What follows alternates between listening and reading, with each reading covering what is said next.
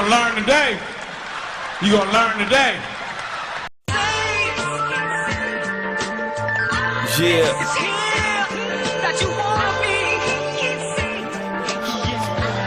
Smith. Tired of struggling, a nigga need to come up. That's why I'm on the grind as soon as I see the sun up. Friends on the decline out here, they be transforming. Optimus Prime out here, yeah. They don't wanna see you get it in order. Hate be running through their veins like a blood disorder. Love my aura, shine through the pain and torture. Grandma screaming, don't forget the things I taught you. You can't handle the truth.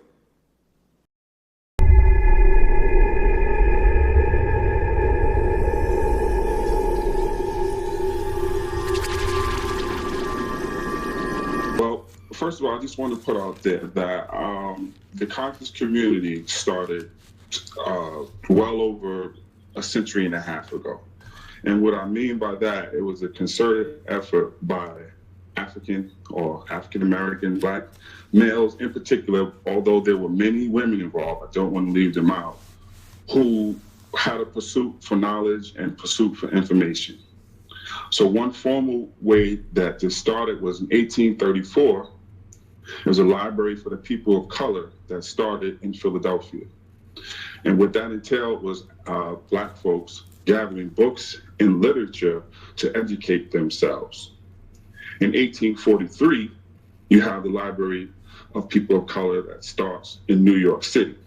And the same effect was taking place. These people gathered and they formed what is called lyceums, Lyceum.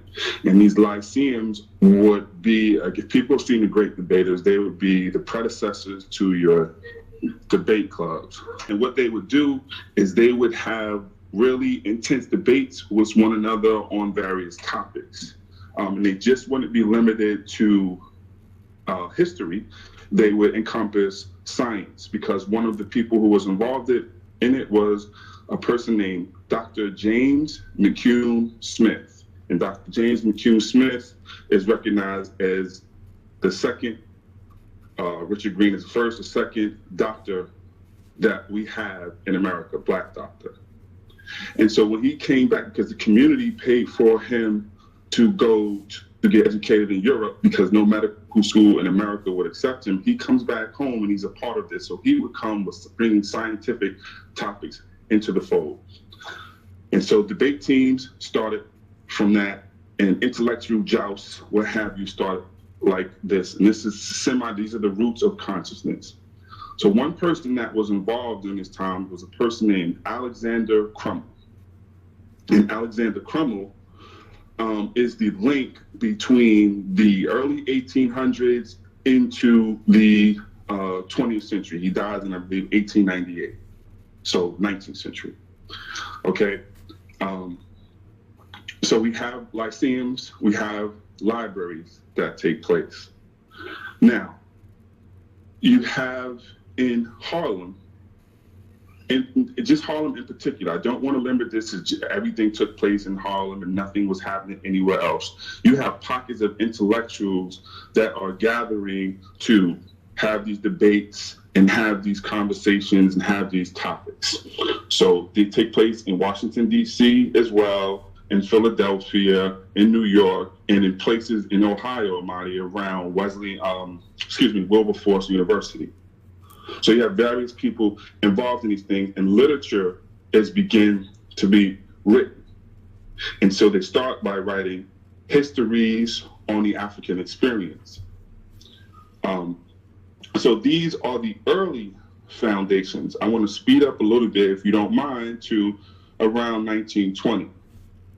And around 1920 or so, things start to form in a particular location. And that location is 135th Street in Harlem, between 7th and Lenox Avenue. Now, what is taking place there is a person who is on the corner giving lectures and trying to awaken the people. His name is Hubert Harrison.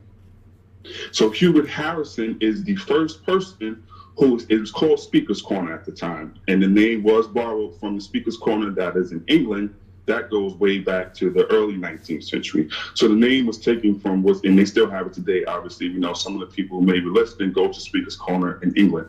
So anyway, Hubert Harrison is there, and he's having these intellectual discourses with people, trying to awaken the minds of people. And one of the people who comes and is influenced by him is Marcus Garvey. So Marcus Garvey was a student of Hubert Harrison, right?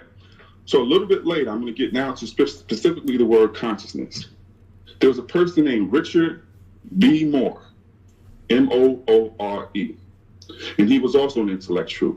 He writes a paper called Africa Conscious Harlem. The name of the paper is called Africa Conscious Harlem. And he talks about what is birthing these things. Consciousness started as a consciousness of Africa. This was the premise of it, to have an awareness and an awakening of your roots in the Americas, but in particular, going back to the awareness of your relationship to Africa. These are the foundations and the birth of the conscious movement. And in this paper, he goes on to detail people who have done writings. Person T. McCants Stewart is one of them. There are other people who are writing these historical works. Involved in this as well is a person named Willis Huggins. Willis Huggins is important because he is the first Black PhD graduate from Fordham University. He also becomes a teacher in the school system. Willis Huggins becomes an inspiration later to a person named John Henrik Clarke. But at this time, John Henrik Clarke is not around. He's probably a young lad or still, you know, in the church teaching in Sunday school down south, right? So Alexander Crummell in 1898 formed something called the American Negro Academy. The American Negro Academy was an organization to gather all those intellectuals from New York, DC, Ohio, Philadelphia. And they gather so they can begin to write papers on the topics that they are discussing. Okay? So this movement is taking place amongst the American Negro Academy. And this is mostly amongst the Black college graduates that we have that are, you know, going to the universities at this time, and the people who of a more learned ilk, if you will, right? So out of that, there's another person who comes from DC and comes up to New York and begins something. His name is very critical, and I hope people go and do some research on him. His name is John Edward Bruce. John Edward Bruce, also known as Bruce Gray, he had a newspaper called, I believe the name was the Washington Bee, as well as he is an activist. And John Edward Bruce is the kind of person that we would associate with consciousness right now. He was really strong, and he was really confident and persistent in his opinion, and he mandated that people awaken to the consciousness of Africa in order to become aware of their position and their place and what their obligations were in the Americas. So John Edward Bruce gets with a young man who comes up from the Caribbean named Arturo Schomburg. Okay? Arturo Schomburg and John Edward Bruce formed something a little bit different from the American Negro Academy, and it is called the Negro Society for Historical Research. And they are a group of amateur historians, meaning in a sense, we use the term autodidact now. They didn't have the letters meaning, you know, the degrees, but they were avid historians. So John Edward Bruce has a home in Yonkers, New York. We're still dealing with consciousness. These are the roots and where it's forming in Yonkers, New York.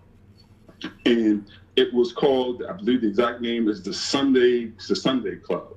And he would invite the other amateur historians to come and to build and to talk about these issues, that some of the ones that we may talk about today, the condition of Black folks, what can we do, how the system may be impacting us. You got to come with your vest on, because just because you're my friend, we're in this environment, it was going down. It was to get to the root of things, and it was a battle. I mention this organization because that organization then goes to the other side, if anybody's aware of Manhattan. So one end of 135th and Lenox, the other end is between 7th Avenue. What had been built was a YMCA.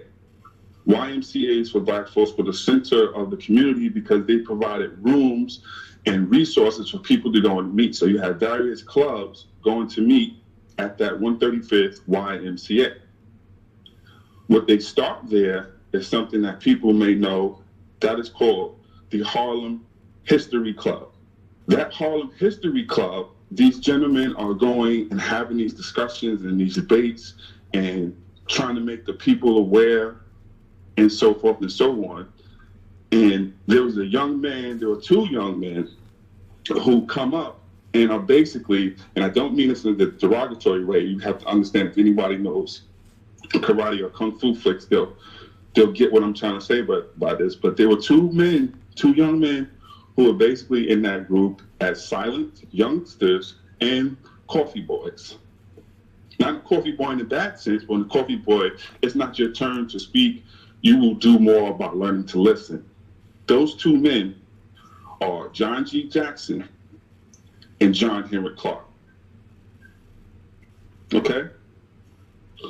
So we're taking that at these times, and what is also forming is bookstores.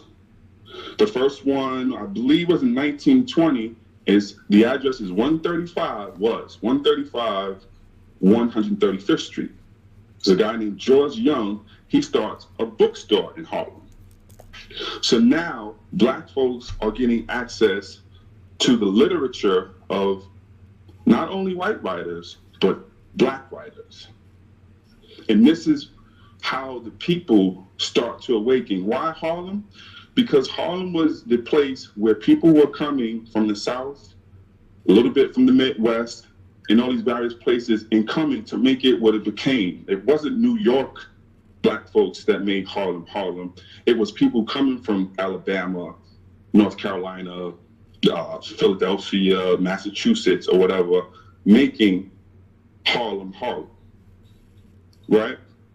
So, I'm from Brooklyn. New Yorkers have this attitude and this New York-centric thing. But meanwhile, you go back 2 generations, most of our family came from down south somewhere. So we ain't natives to this place. I'm saying that to say that all of our Black folks came and made this what it was, right? So now you have history clubs, academic societies, and book clubs that form it. Richard B. Moore, go back to him, writes this paper, and he's stating that the mission of, here's this word, it's the first time it really comes into play with us, consciousness, is just that, is a consciousness of Africa. Now, why so? Because in those days and times, what had started to come about was a statement that the Black man contributed nothing to the foundations of civilization. And so to counter that, these individuals who had formal training as well as were these autodidacts began to write literature and books based on these things. W.E.B. Du Bois writes The Negro. Arturo Schomburg does his research. John Edward Bruce is putting out these writings through his newspaper. Hubert Harrison is the godfather of all this. It's still on the corner. This is before a Moor, a Nubian, an Israelite is on any corner.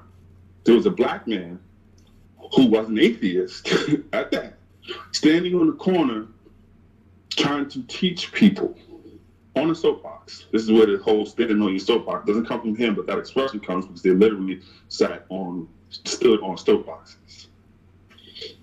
This environment is what's fueling the birth of consciousness.